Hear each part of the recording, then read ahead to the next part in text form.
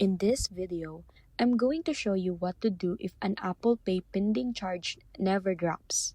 First, check your transaction history in the wallet app and your bank or card app to confirm whether the charge is still marked as pending or how actually posted. Pending charges are often temporary authorization holds placed by the merchant, and in many cases, they automatically drop off within a few days, depending on the merchant and your bank processing time.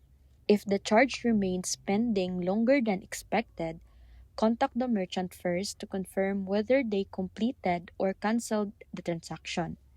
If the merchant confirms it was canceled, reach out to your bank or card issuer and ask them to release the authorization hold. Avoid disputing the charge while it's still pending, since banks usually can't process disputes until the charge posts. Once the charge or the pending charge drop, your available balance should update automatically. And if it does post incorrectly, you can then dispute it within your bank for a proper resolution. So that's it.